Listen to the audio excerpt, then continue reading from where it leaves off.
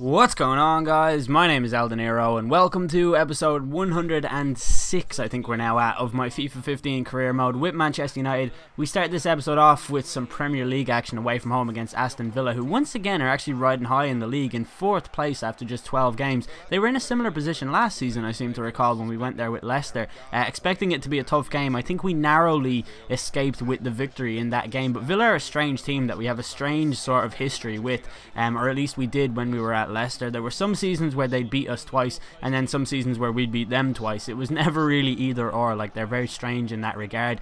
But I have a question for you guys at the start of this episode, and it's more like I just want you guys to tell me a little bit about your career mode, because yesterday I asked how many of you have been offered the job of either Barcelona or Real Madrid. Now, unsurprisingly, there were basically nobody who has been offered those jobs. Like, they seem to be incredibly difficult to get, but that's my kind of goal in any career mode when I start, is to be offered those jobs, or to at least be able to apply for them and eventually get them. I'm hoping it'll happen in this one at some point, because I just think that it would be unreal to have happen, but you never know, I suppose, how it's going to go. But basically, for this episode, I want you guys to tell me like what clubs you have moved to, because I really like reading those stories of like journeyman career modes where people go to different clubs. There was one that I read yesterday of a guy who went from Celta Vigo, I think it was, where he started, and then he went to Bilbao, and then on to Borussia Mönchengladbach, and then Napoli. I think that's how it went anyways. But yeah, I don't know what it is. I just really like stories of other people's career modes. Like, they really make me want to play career mode. I guess that's not very strange considering you're all watching my career mode for presumably a similar feeling. But in the 45th minute of this game, Timo Huppert scored a fantastic individual effort, reminiscent of his goal against Tottenham in the last minute a few episodes back. I think it was around episode 102 or so.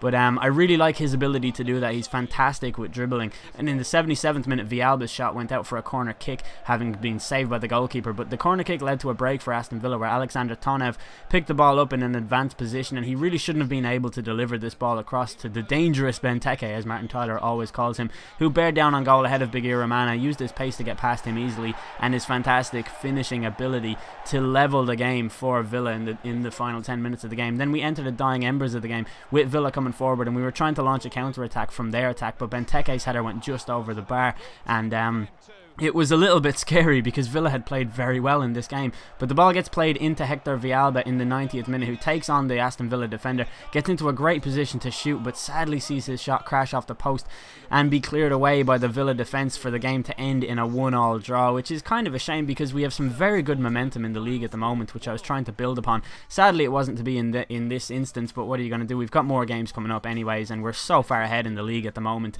that we have other goals to focus on, which we now can do, including this one against FC Schalke, which is undoubtedly the most important game in my Man United career so far. I said that in yesterday's game and we fucked that up, so that should emphasize how important this game is. Essentially, if we don't win this game, I don't think we can actually qualify from the group unless Lyon were to batter FC Schalke on the final day, but that's something that we have to rely on. This is a game that we really have to win in order to beat them out on the head-to-head difference, which I think is actually the only way that we can qualify. So it was something that I really needed to get done, because we were without a win in the entire group stage so far, and when I first showed you guys this group, I sort of earmarked it as one that we should finish top of easily, but we got a break going in the 13th minute with a 3v3 situation with Di Maria bombing forward.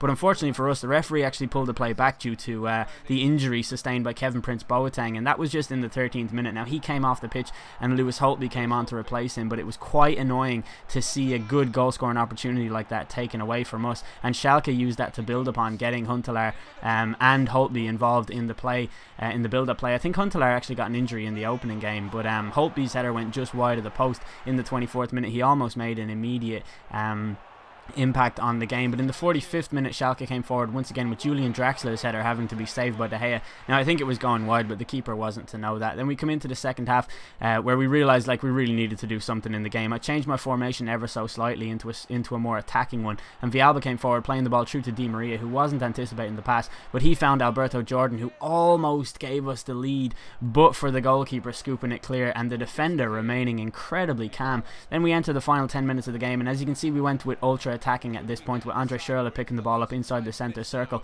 taking on the entire Schalke defence before moving into a shooting position and seeing his shot fantastically saved by the Schalke goalkeeper. But we come up to the dying moments of the game, stoppage time at the end of the second half with Schalke on the attack, and this was really annoying because they were eating into our time that we needed to get forward, and they were also doing a great job of just holding on to possession and keeping the ball away from us. But it did allow us to go into a counter-attack with Di Maria, who was so exhausted at this point, playing the ball into Timo Huppertz, who had a slight bit of energy left, but his attempted dribble was intercepted, and Schalke eventually did regain possession, but they lost it once more. Villalba picks the ball up from a position so far away from the box. He shoots and finds the back of the net with an absolutely incredible strike before running over to celebrate the goal that could mean we get into the knockout stages of the Champions League. It was just a kind of a lucky interception from Di Maria from the attempted pass from the Schalke player. It fell to Villalba, and he shot from distance with a goal that reminded me of his goal against Chelsea the one time that we beat them last season with Leicester City.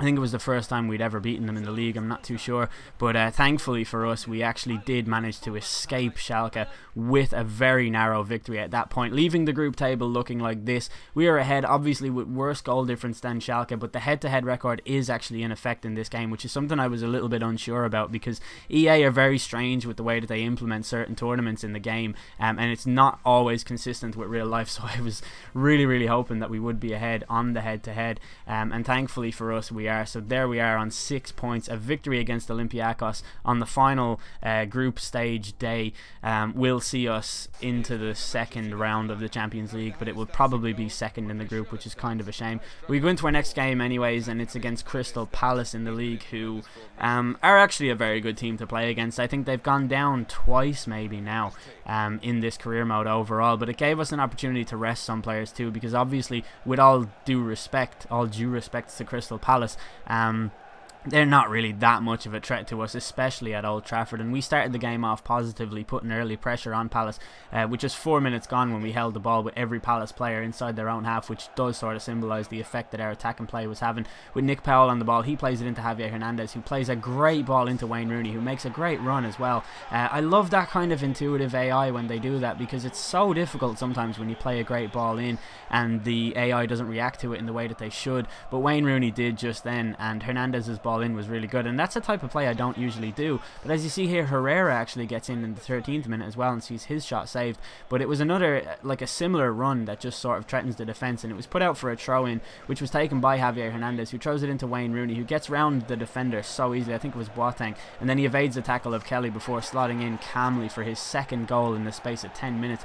Wayne Rooney on a hat-trick after just 10 minutes is really cool. By the way, somebody left a comment yesterday saying, did you know Herrera had 4-star skills? And I was like, nah, he's just saying that to get me to Google it or something. And I looked it up on Foothead, and sure enough, Ander Herrera has 4-star skills. I did not know that. I have gone through this entire career mode having Herrera as my own player without knowing that he has 4-star skills, because like, why would I ever even attempt 4-star skills moves with a central midfielder? So it's amazing to find out that he actually has them. So thanks to that person for letting me know. I will be sure to do lots of pointless Ronaldo chops with him now, so you guys all have that to look forward to. But we got a corner kick in the 23rd minute, and Johnny Evans almost made it 3-0.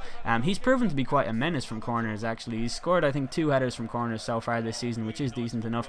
But we come up to the 36th minute of the game with Lingard picking the ball up on the left hand side of the pitch and taking on the Palace defender Boateng, who was kind of filling in at right back there in place of Kelly. Kelly again goes for one of those late tackles. He doesn't get anywhere near Lingard, and Lingard finishes off his solo efforts with a really nice finish in off the post in that far corner. He makes it 3-0 to us, and I think that's his second Premier League goal of the season so far. He's also scored in Europe, and he's actually a lot of fun to use, Jesse Lingard. If you were managing a team who was in the lower half of the Premier League, I'd definitely recommend signing Lingard and making him your main man as a cam, maybe at number 10 or sort of on that left hand side of the cam positions in a 4-5-1, because he's a lot of fun. Like, he's really good with dribbling, and it's very hard for the AI to take the ball off him, and I really like that. It's really good.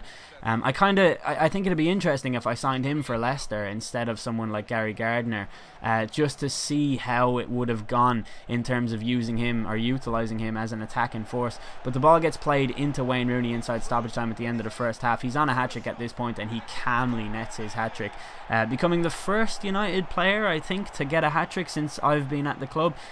If any career mode enthusiasts of mine in the comment section want to correct me if I'm wrong, I'm pretty sure that that's true though. I'm pretty sure that's the first hat-trick we've had so far. But I do recall Lingard he came off the bench and scored twice. I don't think he actually got the hat-trick. I think Wayne Rooney is the first. Palace came forward inside the start of the second half, their shot going just wide, and then half an hour later they'd have one more chance with Kelly doing quite well to evade the tackle of Pereira there, before finding MacArthur in an advanced position, who plays it into Mark Besoufa, who looks up inside the box. He finds Airbase, who plays it into Stanchu, who sees his shot go well wide. We held on, we got a 4-0 victory, another clean sheet to add to the kitty, which is pretty good as well. Our goal difference is going to look so sweet at the end of this season.